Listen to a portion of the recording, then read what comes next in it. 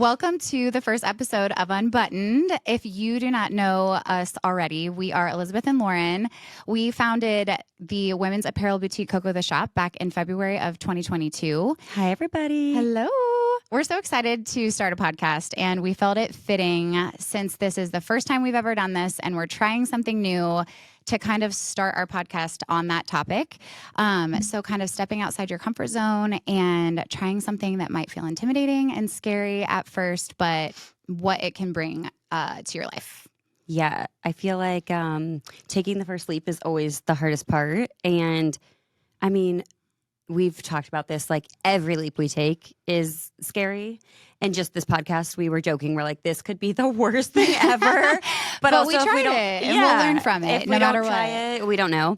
And honestly, we're like, what's the worst case scenario? We have fun with it. So who cares?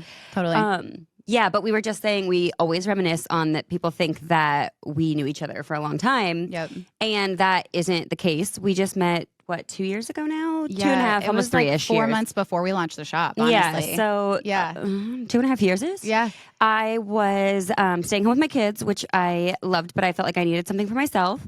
And I reached out to Elizabeth because she was doing personal styling and home styling at the time. Mm-hmm. I was building a house and I don't know, woke up thinking I was a designer one day. And you were in that realm of like home design was definitely a hobby of yours at the time. And I was like, if you ever need help with any of your projects, let me know. Would love to help you out. So we met for coffee. And her just sending that email was like a leap of faith. Yeah. Like she was really nervous to even send that email because Totally. we didn't know each other. And you always have a little bit of that fear of rejection when you send those things and you never know like what the perception's going to be. You feel like so weird because you're like, okay, is this so strange? I'm sending a stranger a message saying, want to work together? I actually remember after you sent me I don't know if I've ever told you this before, but I remember creeping on you after you sent me that. As one does. And the one mutual friend we had was Megan Bello. You guys lived in the same neighborhood. Yeah, we lived in the same neighborhood. And I sent her a text. I'm like, you know anything about this girl? Like, she legit? Oh my gosh. Well, I mean, is she a serial killer? I don't know how legit or cool I am, so the answer is no to both of those. But Megan was like, I don't really know her that well, but I think she lives in the neighborhood. She's cool. And I wrote Lauren back and I was like, I mean, I would love to meet for coffee, but just so you know, like, I can't pay you. Jaden broke. Yes, we broke and we were broke. We still are broke. I was going to say, disclaimer, but honestly, we didn't really care that we were broke. Yeah. We knew that we wanted to like just do something out of wanted the love of doing it. Yeah. And we knew that eventually we'd make money. And I think that is the really hard part about taking a leap is the financial aspect. I think people always talk about that. And yes, that's fair. I also like that to point out that people like to say that our husbands probably funded the shop. Nope. While they didn't fund the shop, surely they were there at the beginning when we weren't making money. It's not lost on us that they kept a roof over our heads. 100%. But they were surely not shelling out Coco cash. Nope. As much as we'd like them to. But anyways, reaching out. And then we just honestly started to get together like once a week and do these styling things. And that was really fun. And it was around the holiday time. And Elizabeth was making a small like local shop gift guide for people, and we just got to talking one day and she was saying how much she's always dreamed of like having a shop or having a clothing store, and I stupidly said you should just like do it. It was the push I needed though, because I had been talking about it forever. William was so young, Mason was so young. We were like bringing them, like we were bringing our babies to the shed at the time. Yes, to the little shed on my property that we worked out of. Yeah, tons of little pictures of them in there. And we would put on Coco Melon or toys on the floor, and we were just making it work because we couldn't pay for childcare to do it. And honestly, I jokingly said, like, you should just do it. Why would you work for someone else? Like, all right. Who was I to say? Yeah. And then went home that night and was tucked into bed at my normal, like, 9 o'clock. And Elizabeth called and was like, hey, so don't hate me, but I booked us a flight to Chicago to go to market. I was like, for what? And we had to fake our business cards to I get was in going to there. say, and I said, well, how do we get in? Yeah. She's like, well, I don't know. We'll figure that part out. We didn't have a business license. We didn't have a card. We didn't have a title. We didn't even have a shop name. Yeah. And if you look back at the beginning, we went to market with Coco Home and Style because we didn't even have a name. Yeah. I was still like pumping at the time with William. It was post pandemic. We still like Chicago was still like pretty much really strict about like Yeah. we had to have Bax cards to even go out to dinner. And mind you, at that time, we still didn't really know each other that well. Yeah, we didn't stay in the same hotel room or anything because I didn't know. We just didn't know. Yeah, like, you know, and now we wouldn't dare stay separate. Yeah. That's part of the fun. But Yes. irregardless, we took the leap to do Coco. And honestly, we went to that first market and we were like, We were let's so just clueless. do it. Yeah. We were really clueless. We came with binders and computers and backpacks and looked like total nerds We did. walking around market, but we didn't care. We were just so excited. And we took the leap and we've learned a lot of lessons along the way. We really have. And I feel like there's always a fear. I mean, of course there's a fear of starting something new, but I think that like looking back on this experience and just like me starting my blog and even like my first job, I feel like once you're kind of in it and you have the perspective of looking back, it gives you so much growth and like self-confidence when you do step outside your comfort zone and you accept the fact that you're probably going to kind of suck at it at first. Like we still back, suck at it sometimes. We still suck. Honestly, once a day we look at each other and we're like, 100%. wow. And like we look back at our original try-ons and even the clothes we were selling and we're like, oh my God, cringe. But we've come so far and there's such a huge like growth. And I mean, I look at Lauren and like she has transformed as a person, like truly with your self-confidence and your leadership and your assertiveness. And I feel like this experience has like really done that for you because we've had to just fall on our faces and learn from it and get back up. And I think that is the thing that holds people back the most, but it's also like so satisfying when you do it and you realize that like life will go on if you fall on your face. It's going to keep going. The world's going to spin no matter if you're down or up. Exactly. And honestly, I feel like a big thing for me was like the fear of like I grew up here. I went to school here. Like the fear of judgment of like I was a teacher before we started the shop. Like, what you're just gonna like switch your whole life and like, who do you think you are? Right.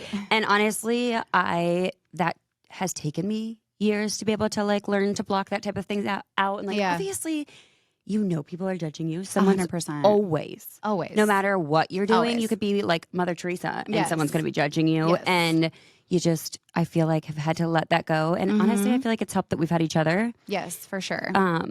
For sure. But I mean, at the end of the day, I feel like you just got to remember that you're not living for those people, you know? And like when you start to just find the confidence in not really fixating on what Sally from high school cares about, what the hell you're doing on social media or what you're doing with your life, it's like doors just open because your energy isn't spent on worrying about that stuff. You're using that energy to channel into like what makes you happy. Yeah, and I feel like it does show you too, like, I mean, the people who are truly your friends and stuff, like, they're going to be there no matter what. Right. Like, do they maybe think this idea is the coolest? Maybe not, but like, they're going to still call you every once in a while and check in. And you know what? It's like life keeps moving. It's not stopping because you're starting something new. And I feel like once you just embrace a little of the crazy, and honestly, looking back now, there's like a lot of lessons we would have learned. Like, I know people say like, financially the leap. Yeah. We have 100%. Had to learn that the hard way. And looking back, sure, what should we have created like a little nest egg or created a better budget from the start or, you know, so on and so forth. But you learn those things along the way, you know? And I mean, I feel like a lot of those things, in our situation, starting a business, I feel like you can read all the business books and you can take all the advice, but until you actually face those things, you don't really get it, you know? Totally. But again, it's like, you got to just be confident enough to cross that bridge when it comes. You're never going to know everything about everything before you jump in. And I think that that's like another really hard thing to like accept, but totally. I feel like hard things to accept is that, and we're cringy.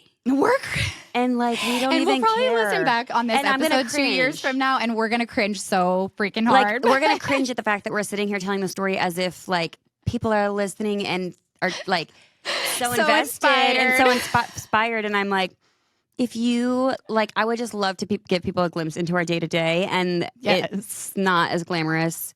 Actually, I don't even think people think it's glamorous because we're a hot mess and we own it. Show it, But at the same token, I'm like just kind of leaning into the crazy. Totally. And that is our goal with this podcast. It's to just take you along and share those highs and lows and share even just like the life things that we face on a regular basis, because we always want to be real and never just show the glamorous side of things. Right. Or even just show the shop side of things. Right. Like we want to show the life. Like we just We're like lots of working you are moms. probably, And moms. it's not easy all the time. And we're here to just embrace that. And hopefully it's relatable for some of you guys because, it's definitely not always easy being a working mom. The mom guilt, the balance, trying to find a balance, which I firmly believe is not actually an attainable thing. It's different for everyone. I think that I feel the most balanced I ever have when it comes to like work life. But I mean, we both are in a situation right now where we've been working so freaking much. We've been working so much. And this is hard. Yeah. I mean, this is the first time I called Elizabeth the other night and said, we have that pop-up Thursday. And I think I'm going to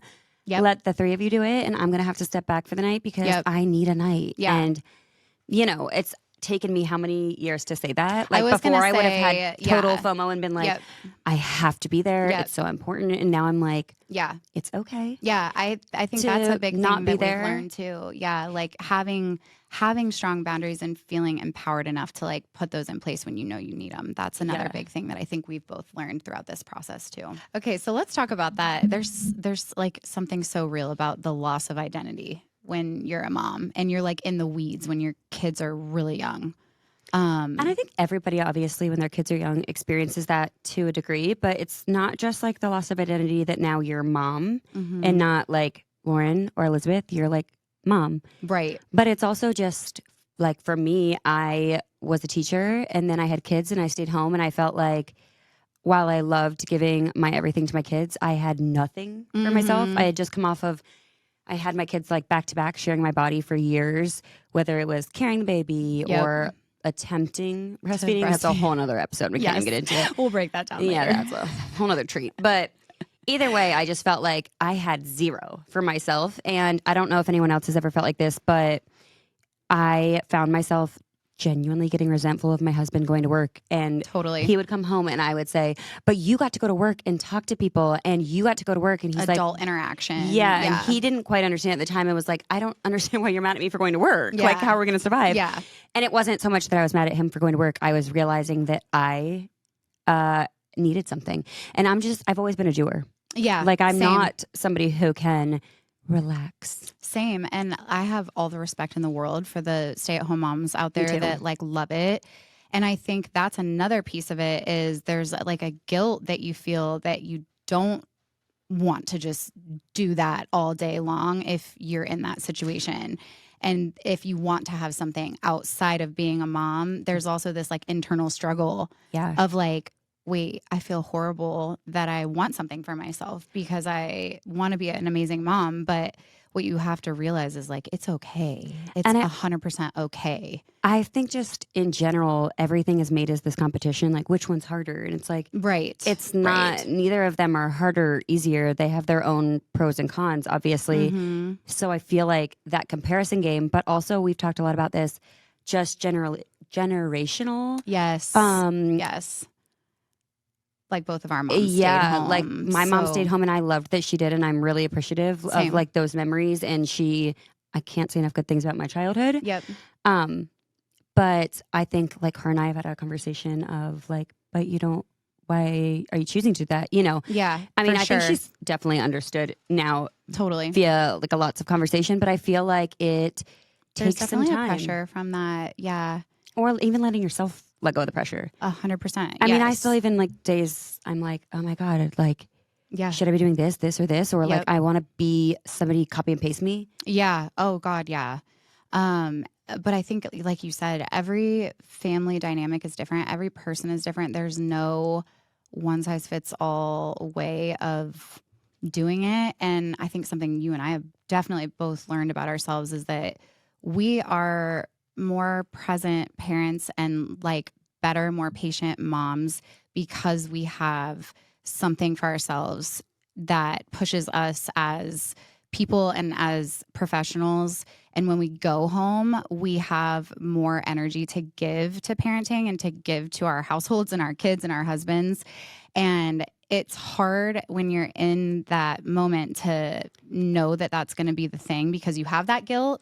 But then it's such a good feeling, and you realize, like, why was I guilting myself over that? Like, I deserve that. I deserve to have an identity outside of mom, whether that be working or a hobby or just taking, like, running, taking a minute to just do something for yourself. I think that that's another thing. And once again, I'm going to say this, I feel like a million times on every episode, but I also am just a very anxious person, and that's a whole different episode, chit-chatting about that. Yes. But saying that to say that when I was staying home, I noticed about myself that like 4 o'clock hit and I was resentful of everyone and anything. Everyone was annoying me. I was so impatient. I never enjoyed bedtime because by that point I was burnt out. Yep. And I was like, this isn't also fair to anyone. No.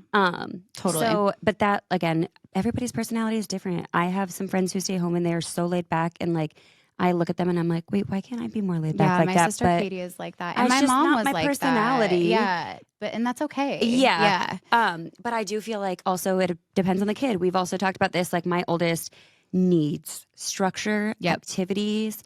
If he's bored, he's flying off the walls. And that can be really exhausting for you. For so long, felt so much guilt about like, oh, have a longer school day.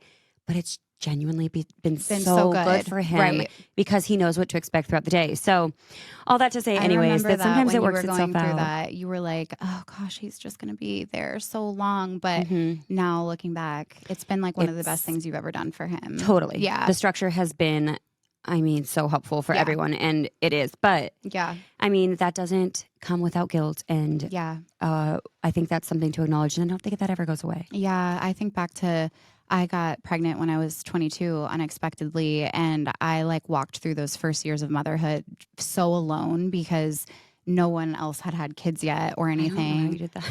Yeah, I mean, it's crazy like looking back, but again, it's like it's been such a journey for me of like figuring out how to not like how to be a little more selfish, honestly, because I just felt so guilty about it. And I felt so guilty that I wasn't loving being home. And at the time I was actually working full time. So I felt really guilty about working and wished I could be home more. But then when I quit my job, I also had this loss of identity because I had been working up until then. And I was like, oh my God, like, who am I? I don't even know what do I even like anymore? I was just like. It has to be something you enjoy because grass isn't always greener. No. It has to genuinely be something you enjoy, because I know it probably sounds like us saying, if you're not enjoying staying home, you should get a job, but you might hate that too. Right. So totally. That's not to say grass is greener. Mm-hmm. Agreed.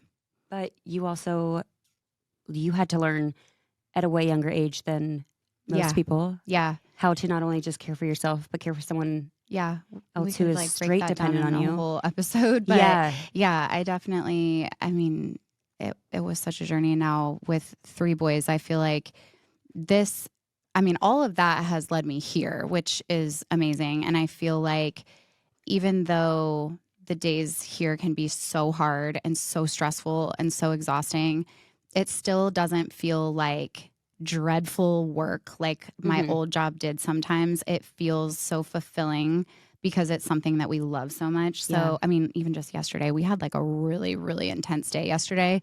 It was really stressful, really draining. Lauren was about to pass out at the end of the day, literally. At the end, Elizabeth was putting things on racks and asking me questions. And I looked at her and said, I'm going to need a minute to put my head down, eat something, have a water. Take a drink. I was like, I just need a minute. Like I hit my limit yesterday, which is, again, I know that every profession, every workplace is that flexible or that friendly. Yeah. But we've gotten really lucky to be able to say to each other, I need a timeout. Yeah. And all that to say too, like if you haven't figured out what that thing is yet, that is your thing, that is outside of being a mom, or is like the hobby or the job or the whatever it is that like brings you joy and makes you feel like you're filling your own cup too. Like that's okay too. I mean, that has been a 10-year journey for me, from the first child I had. So that too, like you don't have to have it all figured out. And I also think that people have asked us this question before, like, oh, it just looks so fun. Like, do you guys are just always having fun? And yeah, we have a lot of freaking fun here, but it's not all fun and games. People also, I remember one of the first like Ask Us Anything we put up. Yeah. Somebody said, this was like the first year of starting it. They're like, do you guys ever fight? We're like, no, we've never fought.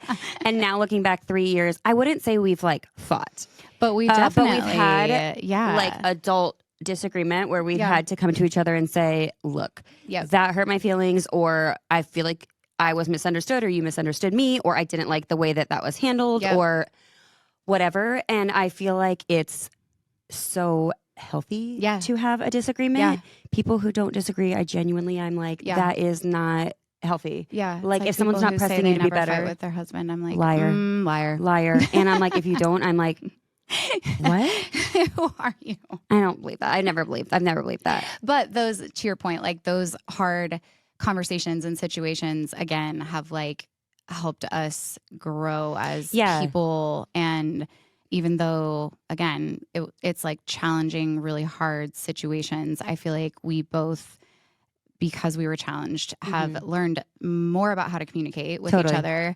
And also just, I mean, that's something we actually talk about in every quote unquote argument is Elizabeth is somebody who is really good, and I envy her on sleeping on it. My mom always taught me to write the email and sleep on it before you send it.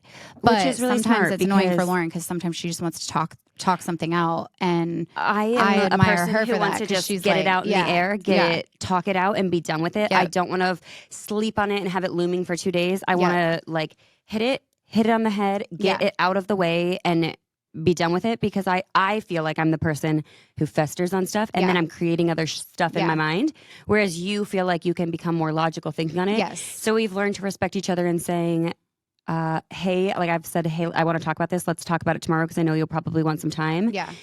But 8 a.m. you better call me in the morning. Of a text message and at then 2 a.m. when I'm still awake, I'm like, I just need to get this off my chest.